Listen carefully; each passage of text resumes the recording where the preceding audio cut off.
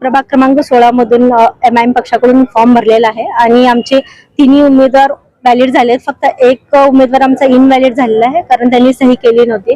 तर आता आम्ही एकाला पुरस्कृत करणार आहोत. तर त्या पद्धतीचं आमचं काम चालू आहे. मी माझ्या प्रभागातली कामं मागच्या 10 वर्षात सगळ्यांचे प्रॉब्लेम सॉल्व्ह केलेले आहेत, परंतु काही कामं राहिलेली असतील ती नक्कीच यापुढे पूर्ण करू. आणि आता जो नवीन प्रभाग आलाय त्याच्यामध्ये मला खूप या ठिकाणी चॅलेंज आहेत. त्याच्यामध्ये पाण्याचा प्रॉब्लेम आहे, ड्रेनेजच्या समस्या आहेत. तर या सगळ्या पूर्ण करणार आणि हायटेक माझा प्रभाग मी करणार आहे. तर त्या पद्धतीचं प्लॅनिंग चालू आहे. महिलांसाठी असं विशेष काय करणार आहे जे अजूनपर्यंत झालेलं नाही? महत्वाचं म्हणजे माझ्या प्रभागातील महिला या सर्व स्लम एरियातील आहेत, तर त्यांना महत्वाचा रोजगार खूप महत्वाचा आहे आणि त्या दृष्टीने आम्ही रोजगाराच्या संधी त्यांना उपलब्ध करून देऊ. आणि तसे प्लॅनिंग माझे यापूर्वी झालेत. मी सगळ्यांना शिलाई मशीन या ठिकाणी मी 175 शिलाई मशीन आम्ही वाटप करून महिलांना रोजगार दिलेले. तर आता पुन्हा तसा आमचा प्लॅनिंग आहे, एक मोठं युनिट त्या ठिकाणी उभं करून महिलांना रोजगाराच्या संधी उपलब्ध करून देणार. MIMच्या संपर्कात मी नव्हते. मी इंटरव्ह्यू साठी काँग्रेसच्या जेवढ्या रूल्स आहेत, जेवढे रेग्युलेशन्स आहेत त्या पूर्ण फॉलो केलेले. मी इंटरव्ह्यू पर्यंत काँग्रेसकडे गेले, परंतु मला अशी माहिती मिळाली की माझा AB फॉर्म देणार नाहीत ते. माझी इकडे उमेदवारी जाहीर केली पण इकडे AB फॉर्म मला दिला गेला नसता, कारण त्यांनी दुसऱ्यांना ऑलरेडी त्या ठिकाणी तयारी केलेली आणि ते लोक फिरत पण होते प्रभागात. तर ही मला कुणकुण लागलेली होती. तर त्या पद्धत जसं दिलीप माने साहेबांचं झालं तर त्या पद्धतीचं मला माझ्या बाबतीत घडणार होतं आणि माझा फॉर्म हा अपक्ष झाला असता. ते वेळीच मी अलर्ट झाले म्हणून मी बरं झालं. तर त्या ठिकाणी मी लगेच MIM पक्षात प्रवेश केला. जनता ही माणसाला, व्यक्तीला महत्व आहे, त्या ठिकाणी पक्षाला महत्व नाहीये किंवा चिन्हाला पक्षाला त्या ठिकाणी हे नाहीये.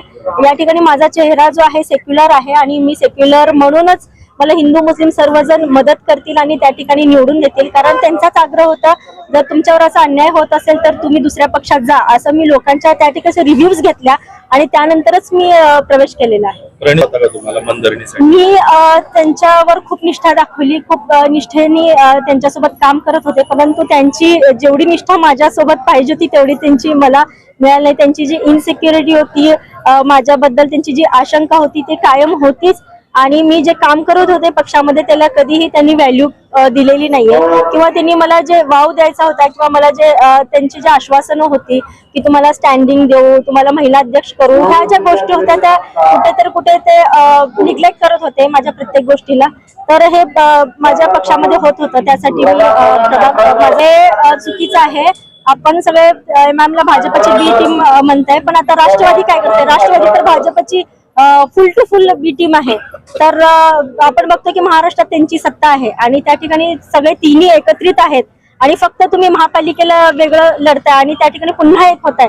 तर राष्ट्रवादी ही बी टीम आहे आणि तसं काही नाही. बॅरिस्टर असदुद्दीन साहेब हे सेक्युलर आहे. त्यांनी किती हिंदू समाजातील लोकांना त्या ठिकाणी त्यांनी उमेदवारी जाहीर केली. आपण बघता की औरंगाबादमध्ये काकडे म्हणून खूप फेमस त्या ठिकाणी चेहरा आहे आणि त्यांना देखील त्यांनी उमेदवारी दिली.